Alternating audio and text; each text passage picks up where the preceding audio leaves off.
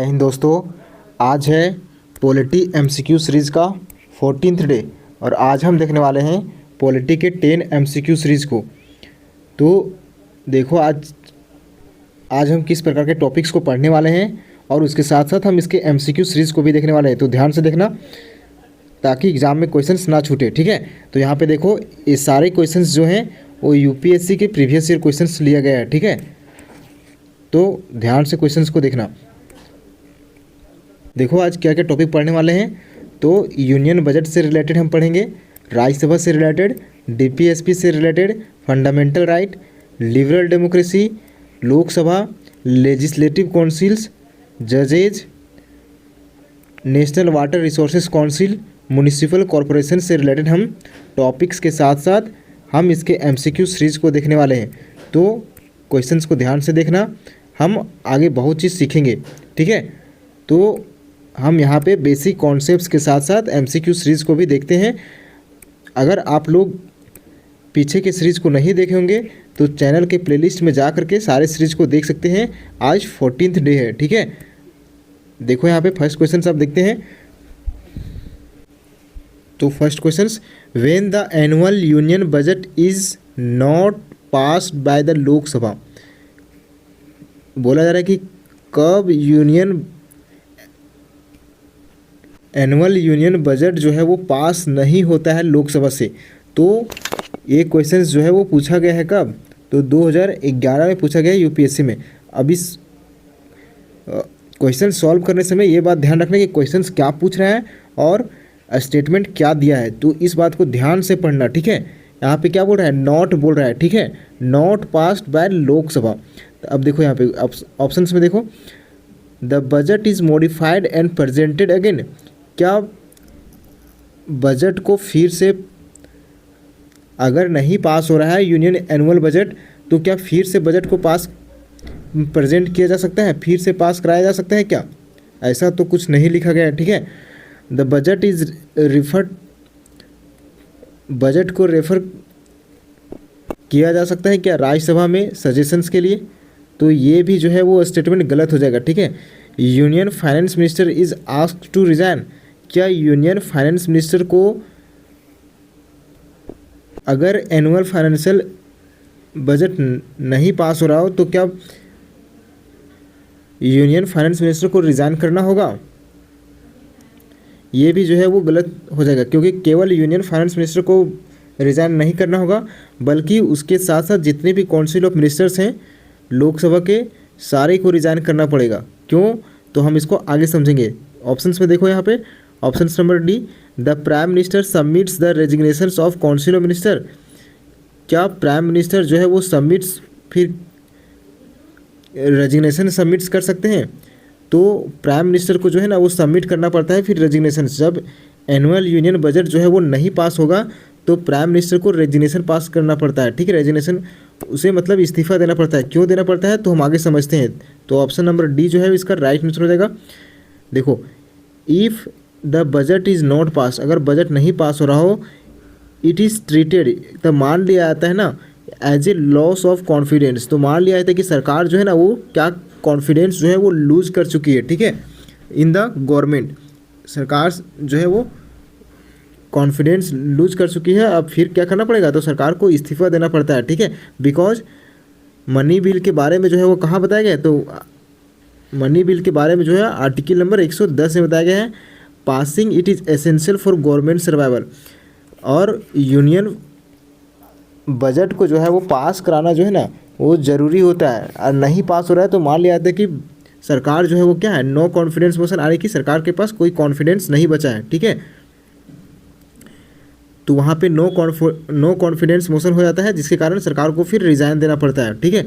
तो बजट को पास कराना अनिवार्य है, इस बात का ध्यान रखना। देयरफॉर इस प्रकार से the prime minister of India submits resignation, prime minister जो है वो क्या कर सकते हैं, तो रेजिग्नेशन जो है सबमिट्स कर सकते हैं of the entire council of minister. उसके साथ साथ जो इंटायर काउंसिल ऑफ मिनिस्टर जो है वो भी क्या होगा, तो डिजॉल्व हो जाएगा, ठीक है। यहाँ पे इंपॉर्टेंट कॉन्सेप्ट है जो कि याद रखने वाला, कि बजट अगर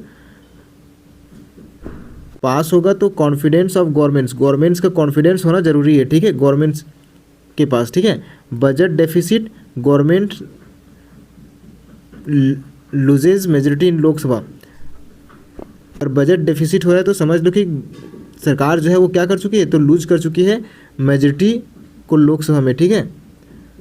तो इस प्रकार से हम समझते हैं कि यूनियन बजट जो है वो क्या होता है। तो यूनियन बजट जो है ना वो पास किया जाता है कहाँ पे, यूनियन बजट जो है पास किया जाता है कहाँ पे, तो लोकसभा में पास किया जाता है सिंपल मेजोरिटी के साथ किया जाता है, ठीक है। हर साल जो है बजट पेश होता है, ठीक है, और वो सिंपल मेजोरिटी के साथ जो है वो यूनियन बजट को पास किया जाता है।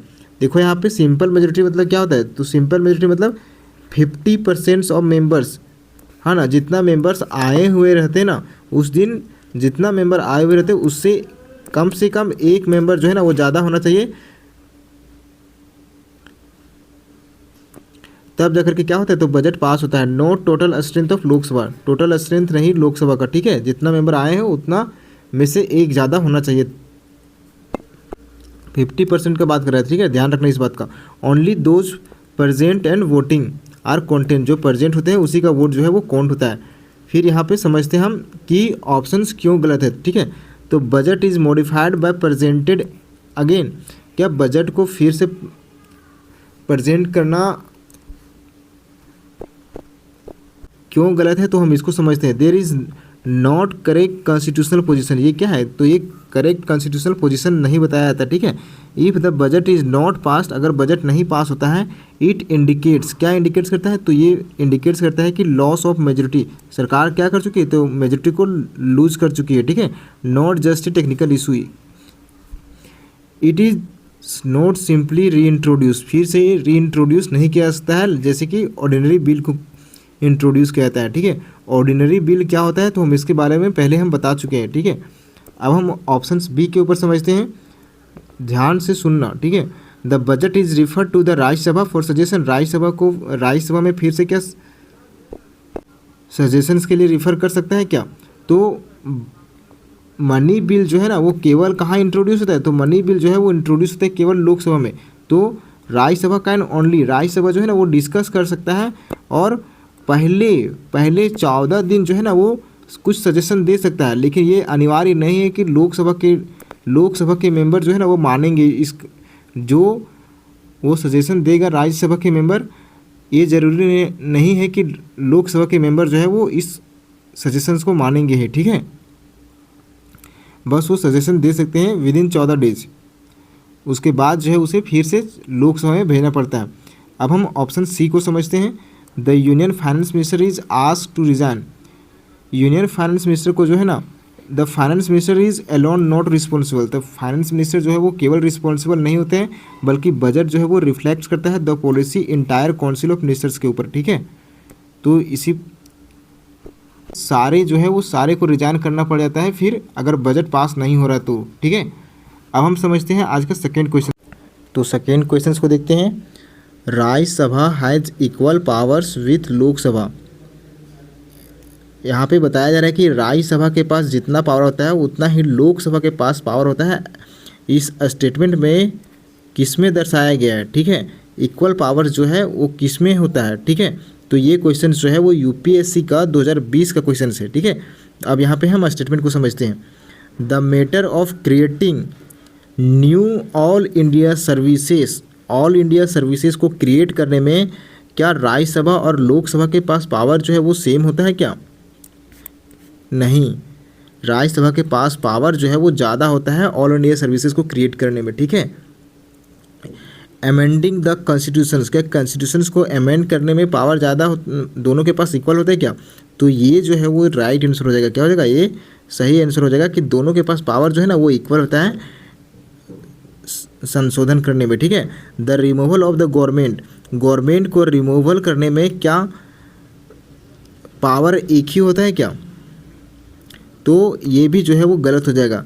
मेकिंग कट मोशंस में क्या पावर एक होता है क्या, तो नहीं, ठीक है। तो क्या हो जाएगा इसका right answer, option number B जो है इसका राइट आंसर होगा। हम अभी सभी ऑप्शंस को समझेंगे, ठीक है, तो ध्यान से देखना।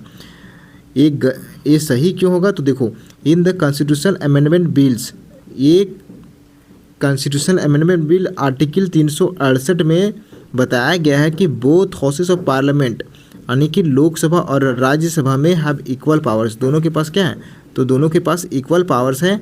The bill must be passed, bill जो है पास किया जाता है सेपरेटली बाय बोथ हाउसेस। दोनों, कोई भी बिल को पास कराना हो तो उसके लिए ज़रूरी होता है कि दोनों हाउसेस से जो है ना वो पास कराना ज़रूरी होता है, ठीक है। ऐसा नहीं कि केवल एक हाउस से जो है वो पास करा दिया जाता है और उसके बाद बिल पास हो जाता है। तो दोनों हाउस से पास कराना ज़रूरी होता है, तब जाकर के क्या होता है, तो बिल कोई भी एक्ट बनता है, ठीक है। तो इस बात का ध्यान रखना। No joint sitting is allowed, इसमें कोई ज्वाइंट सिटिंग की ज़रूरत नहीं पड़ता है, किसी किसी बिल में पड़ता है, बाकी चीज़ में नहीं पड़ता है, ठीक है। तो इस बात का ध्यान रखना कि दोनों हाउस से पास कराना ज़रूरत पड़ता है। Both must approve with special majority, और दोनों हाउस में क्या होता है, तो दोनों हाउस में अप्रूव पास कराने समय स्पेशल मेजोरिटी के साथ जो है वो पास कराया जाता है, ठीक है। अब हम ऑप्शंस को समझते हैं।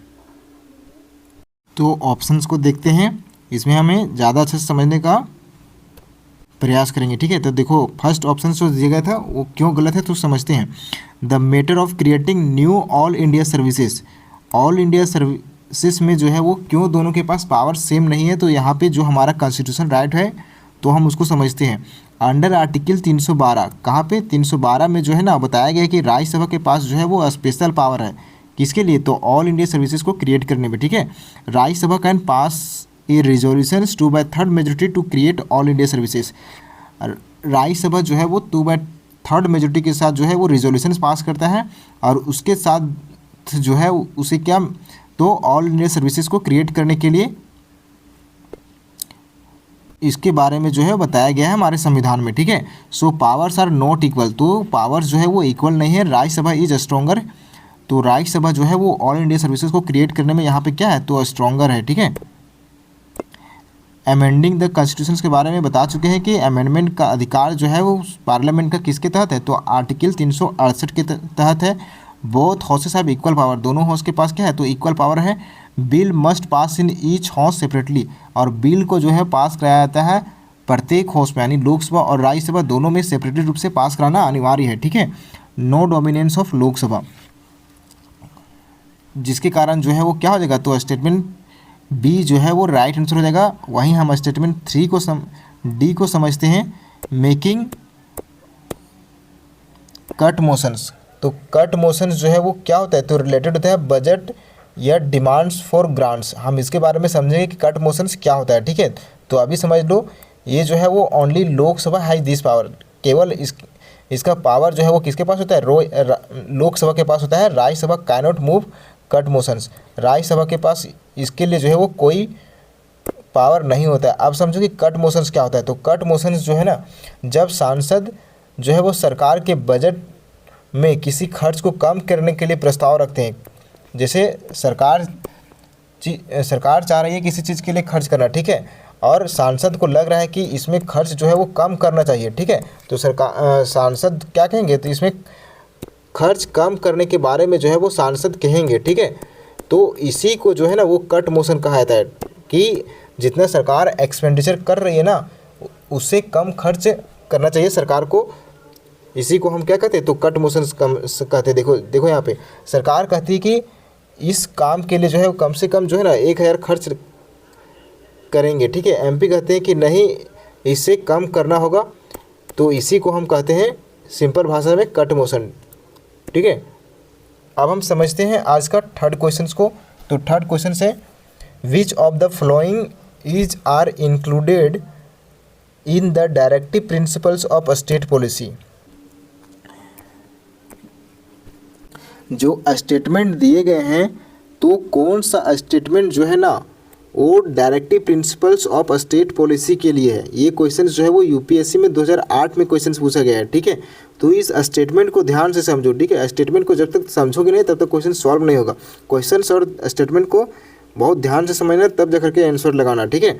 अभी हम यहाँ पे समझते हैं, prohibition of traffic in human beings and force labour. क्या डीपीएसपी में ऐसा बताया गया कि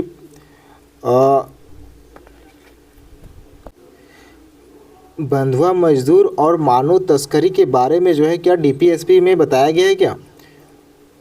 तो इसके बारे में जो है वो डीपीएसपी में नहीं बताया गया, ठीक है। हम इसको आगे अच्छे से समझेंगे। अभी हम स्टेटमेंट 2 को समझते हैं। Prohibition of consumption except for medical purpose of intoxicating drinks and of drugs which are injurious to health. तो हाँ, ये स्टेटमेंट जो है वो सही हो जाएगा। तो इसके बारे में जो है वो डीपीएसपी में बताया गया है। तो इसका राइट आंसर क्या हो जाएगा? ऑप्शन नंबर 2 जो है वो इसका राइट आंसर हो जाएगा, ठीक है। हम आगे समझते हैं इसको अच्छे से। यहाँ पे देख सकते हो, इसको हिंदी में भी देख सकते हो, ठीक है। ओनली 2 स्टेटमेंट जो है वो राइट हो जाएगा। अब स्टेटमेंट 1 जो है वो गलत क्यों होगा? तो prohibition of traffic in human beings and force labour जो है ना वो पार्ट है किसका? ये इसके बारे में जो है बताया गया हमारे संविधान के आर्टिकल नंबर 23 में बताया गया है, ठीक है। और 23 जो है वो डीपीएसपी का पार्ट है क्या? डीपीएसपी का पार्ट नहीं है। डीपीएसपी के बारे में कहाँ बताया गया हमारे संविधान में? तो डीपीएसपी के बारे में जो है आर्टिकल 36 से 51 तक है, ठीक है। तो ये जो है वो क्या डीपीएसपी का नहीं है पार्ट। दिस इज पे फंडामेंटल राइट, ये क्या है? तो फंडामेंटल राइट का पार्ट है, ठीक है, नॉट ए डीपीएसपी। अब देखो हम समझते हैं कि आर्टिकल 23 में क्या है, ठीक है। जो स्टेटमेंट फर्स्ट था वो आर्टिकल 23 से था। तो हम आर्टिकल 23 को समझते हैं। आर्टिकल 23 प्रोहिबिट्स करता है ह्यूमन ट्रैफिकिंग, बेगार and all form of force labour, जितने भी प्रकार के फोर्स लेबर होते हैं। तो इट इंश्योर्स, ये सुनिश्चित करता है क्या? That no person can be compelled to work against their will without payment, यानी बिना पेमेंट का किसी भी पर्सन को जो है ना वो फोर्सली रूप से जो है वो किसी भी काम में जो है ना वो नहीं धकेला जा सकता है, फोर्स लेबर नहीं किया जा सकता है, ठीक है। ह्यूमन ट्रैफिकिंग नहीं किया जा सकता है। तो ये सब जो है बताया गया है कहाँ पे? आर्टिकल 23 में। हेंस स्टेटमेंट क्या हो जाएगा? 1 जो है वो गलत हो जाएगा। अब देखो स्टेटमेंट 2 को हम समझते हैं। Prohibition of intoxicating drinks and drugs injurious to health, ये कहाँ पे आता है? तो ये हमारे आर्टिकल नंबर 47 में आता है। आर्टिकल नंबर 47 में इसके बारे में जो है बताया गया है, ठीक है। आर्टिकल 47 जो है वो किसके अंदर आता है? तो आर्टिकल 47 जो है वो डीपीएसपी के अंदर आता है, ठीक है। तो आर्टिकल 47 में क्या बताएगा? देखो article 47 directs the state to improve public health, है ना। और बताया गया है raise the level of nutrition and a standard of living and prohibit the consumption of intoxicating drinks and harmful drugs except for medical purpose, यानी कि intoxicating drinks को और हार्मफुल ड्रग्स को जो है वो इसमें प्रोहिबिट, यानी कि ये कंजप्शन करने से रोकने के लिए इसके बारे में जो है आर्टिकल 47 में बताया गया है, ठीक है। तो इसीलिए क्या हो जाएगा? स्टेटमेंट 2 जो है वो क्या हो जाएगा? सही हो जाएगा, ठीक है। तो इस बात का ध्यान रखना। अब हम नेक्स्ट क्वेश्चन को समझते हैं। Question number 4, under the constitutions of India, constitutions of India में which one of the following is not a fundamental duty. बात कर रहा है किस चीज़ का? कौन सा फंडामेंटल ड्यूटी नहीं है? फंडामेंटल ड्यूटी का बात कर रहा है। और फंडामेंटल ड्यूटी के बारे में हमारे संविधान में कहाँ दिया गया है? कहाँ पे दिया गया बताओ? फंडामेंटल ड्यूटी के बारे में जो है हमारे संविधान में 51A आर्टिकल में दिया गया है, ठीक है। इस बात को ध्यान रखना, ठीक है, कि क्या क्वेश्चन पूछ रहा है। तो हम इसके बारे में पहले दिमाग में पहले क्वेश्चंस को नोट करेंगे, ठीक है, समझेंगे हम उसको कि क्या बोल रहा है। उसके बाद हम जाकर के ऑप्शंस के ऊपर समझेंगे, ठीक है। ये क्वेश्चन जो है वो यूपीएससी में 2011 में पूछा गया है। देखो अब स्टेटमेंट को, to vote in public elections के बारे में क्या फंडामेंटल ड्यूटीज़ के बारे में बताया गया है? फंडामेंटल ड्यूटीज़ में, तो फंडामेंटल ड्यूटीज़ में जो है ना वो कई सारे और सब आर्टिकल्स है, ठीक है। तो हम उसको समझेंगे। तो ऑप्शन सभी देखो, हम बताएंगे इसका राइट आंसर, ठीक है। To develop the scientific temper, to safeguard the public property, to abide by the constitutions and respect its ideals. तो इसका राइट आंसर क्या हो जाएगा? इसका राइट आंसर हो जाएगा ऑप्शन नंबर ए जो है वो राइट आंसर हो जाएगा। क्यों हो जाएगा? तो हम इसके बारे में समझते हैं। To vote in public elections, ठीक है। ध्यान देना कि क्वेश्चंस में क्या पूछा था, कौन सा फंडामेंटल ड्यूटी नहीं है, सो पूछा था, ठीक है। तो इस बात का ध्यान रखना। तो ये क्या है, फंडामेंटल ड्यूटी नहीं है। To vote in public election जो है वो फंडामेंटल ड्यूटी नहीं है, ठीक है। देखो यहाँ पे voting is a legal right, voting क्या है, तो एक लीगल राइट है under statutory law like the representation of people act, but not included in fundamental duties. लेकिन इसको इंक्लूड नहीं किया गया है कहाँ पे, तो फंडामेंटल ड्यूटीज़ में जो है इसको इंक्लूड नहीं किया गया है। The constitution does not make voting compulsory, constitution जो है वो ये नहीं कहता है कि सबको वोट देना जो है ना मतलब फोर्सली रूप से नहीं कहता है कि जैसे नॉर्थ कोरिया में क्या करते हैं, नॉर्थ कोरिया में जो है वो सबको वोट देना ज़रूरी है, ठीक है। वहाँ पे डिक्टेटर है।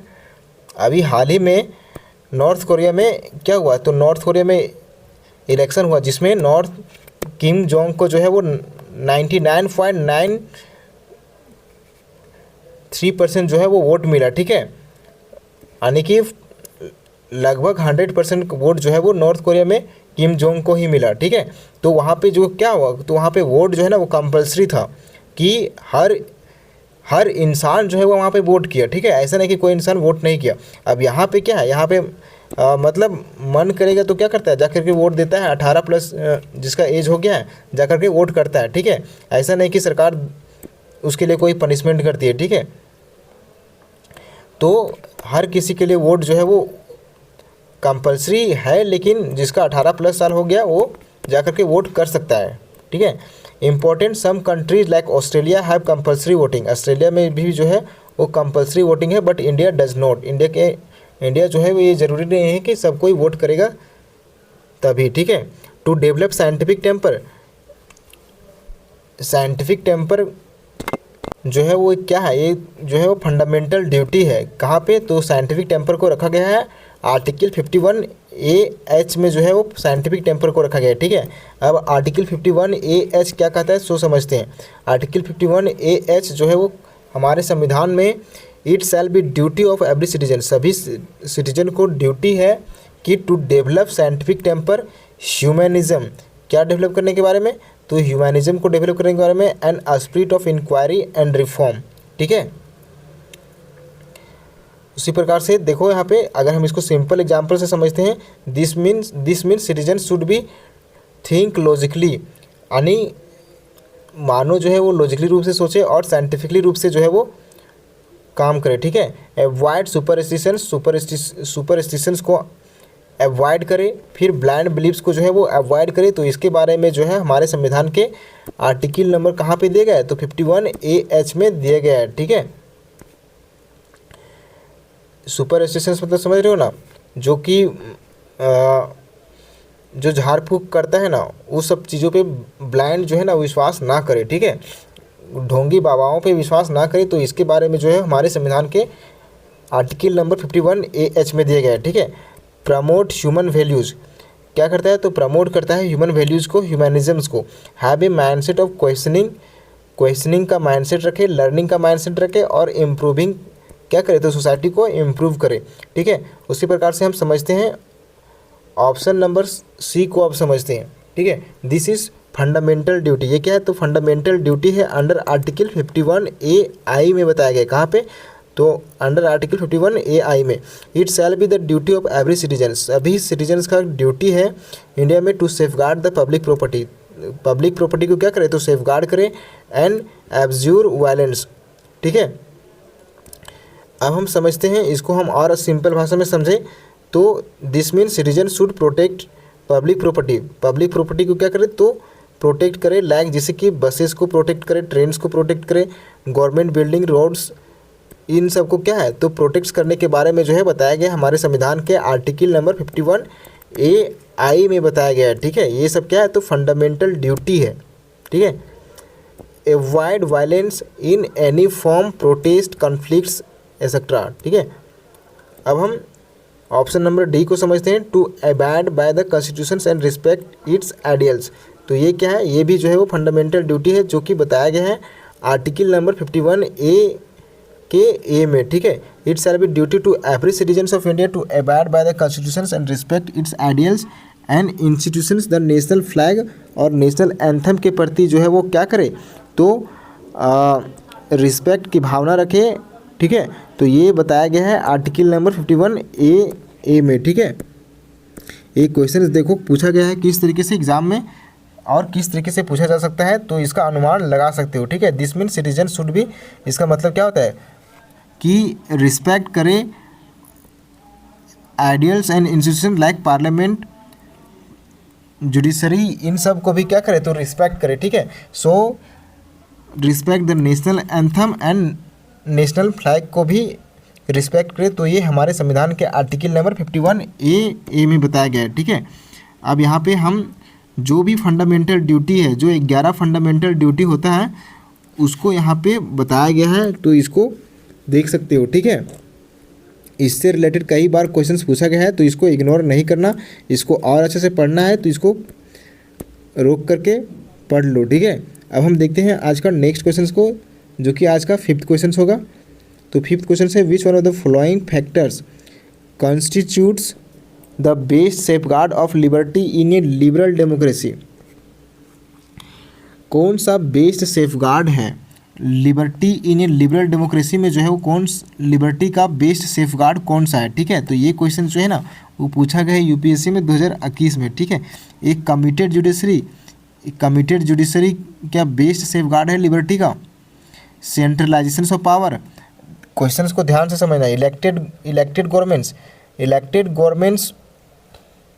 क्या बेस्ट सेफगार्ड है लिबर्टी का, नहीं। सेपरेशन ऑफ पावर, तो क्या हो जाएगा इसका राइट आंसर जो हो जाएगा वो सेपरेशन ऑफ पावर जो है ना वो बेस्ट सेफगार्ड है लिबर्टी का, लिबरल डेमोक्रेसी का, ठीक है। तो हम इसको अच्छे से समझते हैं आगे ऑप्शंस के साथ, ठीक है। तो ऑप्शन नंबर डी जो है इसका राइट आंसर हो जाएगा। एक कमिटेड जुडिशरी मतलब प्रतिबद्ध न्यायपालिका, जिसको बोल सकते हैं, क्या बोल सकते हैं तो प्रतिबद्ध न्यायपालिका। एक कमिटेड जुडिशरी इम्पायर्स जजेज are aligned with a particular ideology और गवर्नमेंट, यानी कि अर्थ होता है कि न्यायाधीश किसी विशेष विचारधारा या सरकार के प्रति जो है ना वो झुकाव रखते हैं। तो ये क्या लिबर्टी को ये शो करता है क्या कि किसी सरकार के प्रति विशेष झुकाव रखना, ये क्या लिबर्टी को शो करता है, तो ये लिबर्टी को शो नहीं करता है, जिसके कारण ये क्या हो जाएगा तो ये गलत हो जाएगा। Court must be neutral, court को क्या होना चाहिए तो कोर्ट को न्यूट्रल होना चाहिए और इम्पार्शियल होना चाहिए, नॉट कमिटेड, ठीक है। सरकार के प्रति जो है वो झुकाव नहीं होना चाहिए कोर्ट को। Hence it is not safeguard of liberty, इस प्रकार से ये सेफगार्ड नहीं करता है लिबर्टी को। अब यहाँ पे समझते हैं centralization of power. Centralization of powers के बारे में, concentration of power in a single authority, क्या किसी सिंगल अथॉरिटी के पास सारा पावर दे दिया जाए तो ये क्या बेस्ट एग्जाम्पल होगा लिबर्टी का क्या, ठीक है। किसी एक पर्सन के पास अगर पावर सारा दे दिया जाए तो क्या ये इस लिबर्टी का सेफ एग्जाम्पल तो नहीं होगा, ठीक है। तो उसके कारण क्या हो सकता है तो ऑथोरिटेरियनिज्म्स उत्पन्न हो जाएगा, जिसके कारण एब्यूज ऑफ पावर होगा, सत्ता के क्या हो सकता है तो सत्ता का दुरुपयोग हो सकता है, ठीक है। अब ऑथोरिटेरियनिज्म्स क्या होता है तो हम इसके बारे में भी समझ लेते हैं। ऑथोरिटेरियनिज्म का मतलब होता है कि ऐसी शासन व्यवस्था जिसमें सारी शक्तियाँ एक व्यक्ति या छोटे समूह के साथ समूह के पास जो है ना वो केंद्रित हो जाता है ना, उसी को हम क्या कहते हैं, उसी को हम कहते हैं। और स्वतंत्रता क्या होता है, उसके कारण जो है स्वतंत्रता जो है वो सीमित हो जाती है, इसी को हम कहते हैं ऑथोरिटेरियनिज्म्स, ठीक है। It eliminates checks and increases the risk of rights violations. Liberty requires क्या करता है तो लिबर्टी जो है ना डिस्ट्रीब्यूशन ऑफ पावर को रिक्वायर्स करता है, नॉट सेंट्रलाइजेशंस, ठीक है। किसी एक के पास शक्तियाँ जो है वो केंद्रित ना हो, बल्कि शक्तियों का जो है ना विकेंद्रीकरण हो। विकेंद्रीकरण कहे तो डिस्ट्रीब्यूशंस हो, तब ये क्या होगा तो लिबर्टी का जो है ना बेस्ट एग्जाम्पल्स होगा। क्या ये इलेक्टेड गवर्नमेंट जो है वो बेस्ट एग्जाम्पल होगा क्या, तो हम इसको समझते हैं, ठीक है। Elections ensure representation but not necessarily freedom. Election जो है वो इंश्योर करता है रिप्रेजेंटेशन को, ठीक है, लेकिन ये नेसेसरली ये फ्रीडम को नहीं इंडिकेट करता, ठीक है। देखो यहाँ पे और ऐसे समझो, an elected governments can still become, एक निर्वाचित सरकार भी जो है ना वो क्या हो सकता है तो मेजोरिटेरियन हो सकता है, ऑथोरिटेरियन हो सकता है, ठीक है। कैसे होगा तो हम इसके बारे में समझते हैं, जिसके कारण क्या हो सकता है, जिसके कारण जो है ना टायरनी ऑफ द मेजोरिटी, यानी कि इससे क्या होगा तो बहुमत का अत्याचार कहा जाता है, इसी को हम बहुमत का अत्याचार कहते हैं। देखो यहाँ पे समझते हैं हम और अच्छे से तो सबसे पहले हम इन टर्म्स को समझ लेते हैं कि मेजोरिटेरियन, ऑथोरिटेरियन और टायरनी ऑफ द मेजोरिटी का मतलब क्या होता है। तो हमको इसके बारे में और अच्छे से जो है समझ में आ जाएगा कि इलेक्टेड गवर्नमेंट जो है वो बेस्ट एग्जाम्पल नहीं है लिबर्टी का, ठीक है। तो यहाँ पे देखो, मेजोरिटेरियनिज्म का मतलब होता है कि a system where the majority of group dominates decision making, यानी कि मेजोरिटी ग्रुप जो है वो क्या करती है, तो डिसीजन मेकिंग में जो है ना पार्टिसिपेट करती है, लेकिन यहाँ पे क्या करती है, तो इग्नोर कर देती है rights and interest of minorities के राइट्स को जो है वो इग्नोर कर देती है, ठीक है। कितना भी इलेक्टेड गवर्नमेंट हो, लेकिन अगर हम माइनॉरिटीज़ का भी ध्यान नहीं देंगे तो ये बेस्ट एग्जाम्पल नहीं होगा लिबर्टी का, ठीक है। सिंपल अंडरस्टैंड कर लो, majority wins everything, policies are made mainly for the benefit of majority community, ठीक है। Minority voices may be ignored और सस्पेंड, माइनॉरिटी का वॉइस जो है ना वो ऐसे सिचुएशंस में इग्नोर कर दिया जाता है या फिर सप्रेस कर दिया जाता है, ठीक है, दबा दिया जाता है, ठीक है।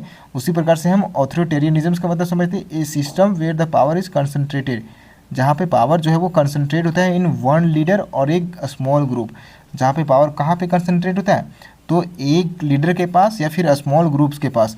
And citizens have limited freedom, citizens के पास जो है वो क्या होता है, तो लिमिटेड फ्रीडम होता है। सिंपल अंडरस्टैंड कर लो, government has strong control over people, governments के पास क्या होता है, तो स्ट्रॉन्ग कंट्रोल होता है ओवर पीपल के पास, लेकिन लिमिटेड होता है पॉलिटिकल अपोजिशंस के पास, ठीक है। Less freedom of speech, media and expressions, ठीक है। तो ये भी जो है वो क्या हो जाएगा, तो ये भी लिबर्टी का बेस्ट एग्जाम्पल नहीं होगा, ठीक है। इसी प्रकार से हम समझते हैं कि टायरनी ऑफ द मेजोरिटी के मीन्स क्या होता है, ये situations democracy where majority uses its powers to dominate and suppress the rights of minority, जहाँ पे माइनॉरिटी के राइट्स को दबा दिया जाता है, हम उस सिचुएशंस को क्या कहते हैं, तो टायरनी ऑफ द मेजोरिटी कहते हैं, ठीक है। यहाँ पे समझ लो सिंपल रूप में, democracy works on majority rule, democracy जो है वो जब वर्क करने लगती है मेजोरिटी, मतलब मेजोरिटी को ही ध्यान देने लगती है, तो उसे हम क्या कहते हैं, टायरनी ऑफ द मेजोरिटी कहते हैं, ठीक है। But if the majority ignores minority rights, अगर मेजोरिटी इग्नोर करने लगता है, ठीक है, माइनॉरिटी के राइट्स को, it becomes a form of tyranny, तब वहाँ पे क्या हो जाता है, तो टायरनी उत्पन्न होता है, ठीक है। अब हम समझते हैं सेपरेशन ऑफ पावर के बारे में। तो सेपरेशन ऑफ पावर जो है, this is the most effective safeguard of liberty, तो ये माना जाता है क्या, मोस्ट इफेक्टिव सेफगार्ड माना जाता है लिबर्टी का। इट मीन्स यहाँ पे जो है वो डिवीजन ऑफ पावर होता है, यानी कि यहाँ पे सरकार का जो है ना डिवीजन का पावर का जो है वो डिवीजन होता है, जिसके कारण जो है वो यहाँ पे सभी माइनॉरिटी और मेजोरिटी सभी लोगों का जो है ना, पिछड़ी जाति से लेकर के सभी जाति को जो है ना समान रूप से देखा जाता है, ठीक है। ऐसी सिचुएशंस में जहाँ पे डिवीजन ऑफ पावर्स होता है, तो ये बेस्ट एग्जांपल है लिबर्टी का, ठीक है। अब हम समझते हैं आज का 6 क्वेश्चंस को। तो 6 क्वेश्चन है, which of the following is a exclusive power of Lok Sabha, तो कौन सा जो है ना वो एक्सक्लूसिव पावर है लोकसभा का, ठीक है। ये भी क्वेश्चन जो है वो यूपीएससी के 2022 में पूछा गया है। टू, यहाँ पे देखो ध्यान से समझो, to rectify the declaration of emergency, rectified यानी क्या इमरजेंसी डिक्लेयर करना एक्सक्लूसिव पावर है लोकसभा का, या फिर स्टेटमेंट 2 समझो, to pass a motion of no confidence against council of minister, ये क्या एक्सक्लूसिव पावर है लोकसभा का, no confidence motion against council of minister pass करना, to impeach the president of India,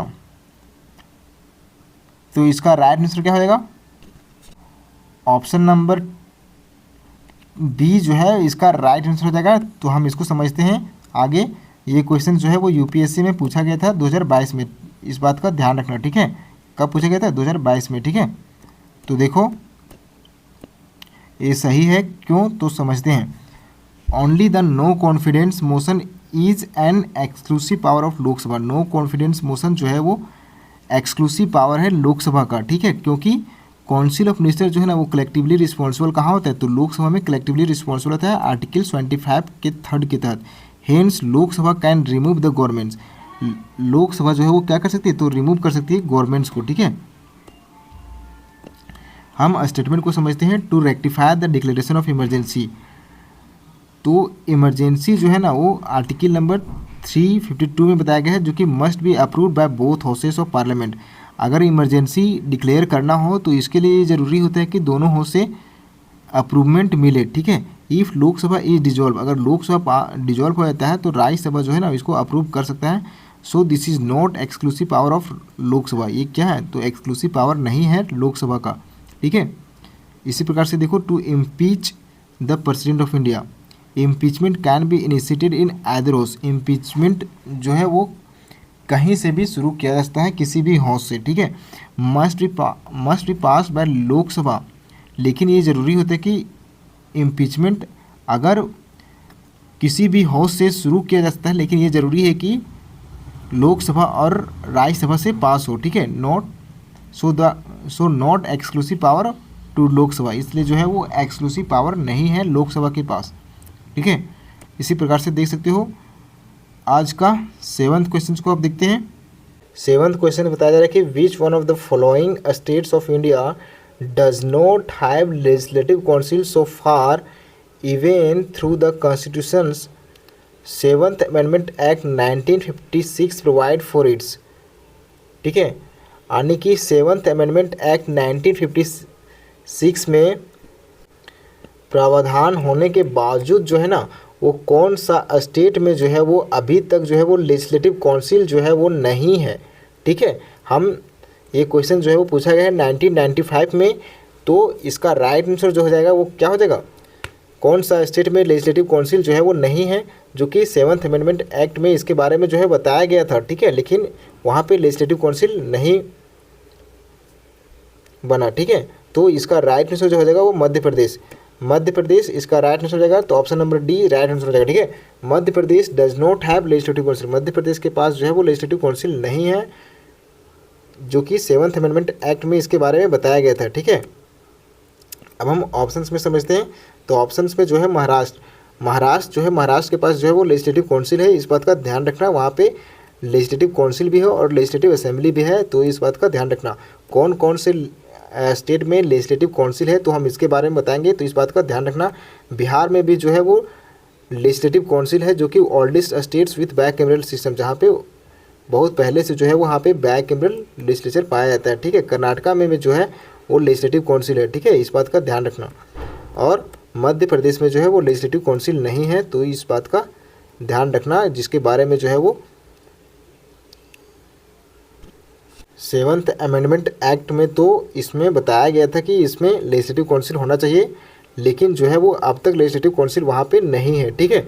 तो अब तक जो है वो भारत में 6 स्टेट में जो है लेजिस्लेटिव काउंसिल है, कितना, तो 6 स्टेट में जो है वो लेजिस्लेटिव काउंसिल है। देख सकते हो कौन कौन से, उत्तर प्रदेश में है, बिहार में है, तेलंगाना में है, आंध्र प्रदेश में है, कर्नाटका में है और महाराष्ट्र में है। तो इस बात का ध्यान रखना, यहाँ से क्वेश्चन जो है वो पूछे जाते हैं, ठीक है।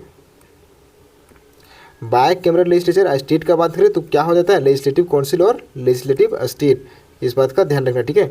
तो अब हम चलते हैं आगे, नेक्स्ट क्वेश्चन आज का 8th question, the power to increase the number of जजेज in the Supreme Court of India is vested in. अगर सुप्रीम कोर्ट के जज का पावर इम्प्रूव करना हो, बढ़ाना हो, ठीक है, तो इसके लिए जो है ना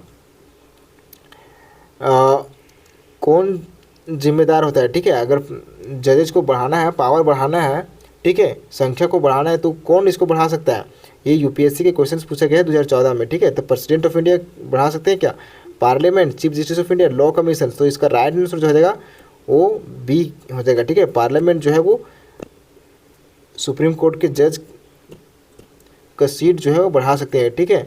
तो parliament, the power to increase और डिक्रीज द नंबर ऑफ जजेज of Supreme Court is vested on in the parliament of India. कौन कर सकता है, तो पार्लियामेंट ऑफ इंडिया जो है वो सुप्रीम कोर्ट के जजेज की संख्या जो है बढ़ा सकता है और घटा सकता है। As per article 124 constitution provides there shall be a chief justice and other जजेज, the number of जजेज can be changed by parliament by law, ठीक है। उसी प्रकार से देख सकते हो ऑप्शंस में समझते हैं। द प्रेसिडेंट ऑफ इंडिया जो है वो क्या कर सकता है, तो अपॉइंट कर सकता है जजेस को, लेकिन जो है उसके नंबर के साथ कोई छेड़खानी नहीं कर सकता है। ठीक है, अब हम 9th क्वेश्चन को समझते हैं। In India who is the chairman of national water resources council. India में जो है वो कौन चेयरमैन होता है नेशनल वाटर रिसोर्सेज काउंसिल का, तो इसका राइट आंसर क्या हो जाएगा ऑप्शन, इसका यूपीएससी में 2009 में क्वेश्चन पूछा गया है। ठीक है,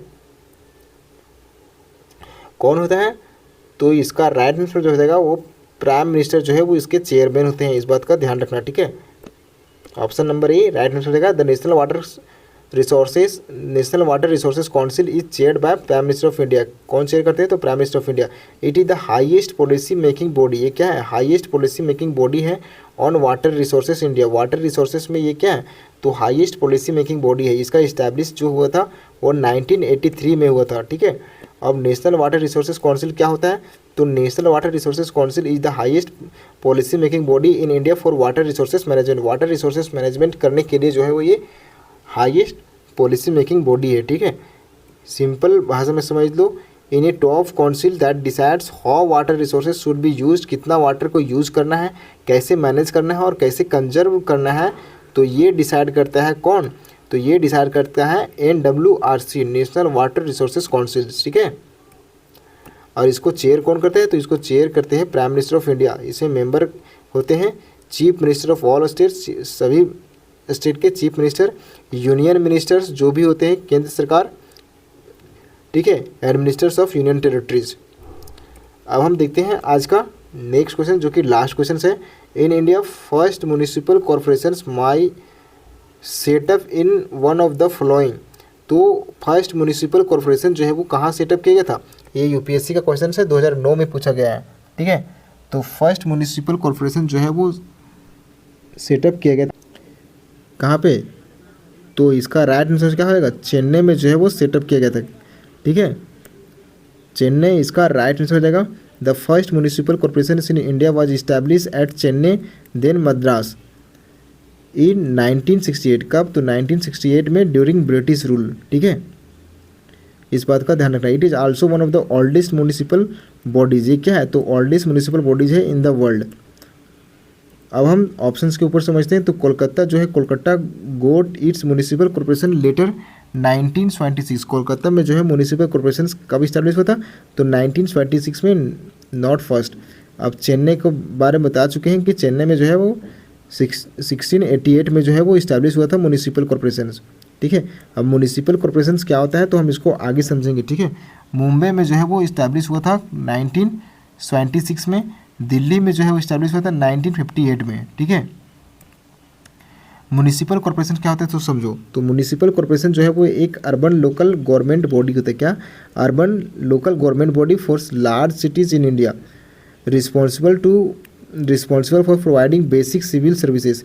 तो ये क्या होता है, तो रिस्पॉन्सिबल होता है बेसिक सिविल सर्विसेज को प्रोवाइड करने के लिए। ठीक है, ये कहाँ होता है, तो अर्बन लोकल गवर्नमेंट बॉडी होता है। अर्बन यानी कि शहर में इसको जो है वो म्यूनिसिपल कॉरपोरेशन जो है वो बनाया जाता है। ठीक है, ये हमारे संविधान में जोड़ा गया था 24th अमेंडमेंट के तहत। ठीक है, मेंशन किया गया कहाँ पे, तो पार्ट 9 के ए में जो है वो अर्बन लोकल बॉडीज़ के बारे में बताया गया है। इसका स्ट्रक्चर हम देखें तो इसमें क्या होता है, मेंबर्स को हम क्या कहते हैं, काउंसिलर्स कहते हैं। क्या कहते हैं, तो मेंबर्स को काउंसिलर्स कहते हैं, जो कि इलेक्टेड होता है, डायरेक्टली पीपल से इलेक्ट किया जाता है। ठीक है, इसका हेड जो होता है वो मेयर कहलाता है। क्या कहलाता है, तो मेयर इसका हेड कहलाता है।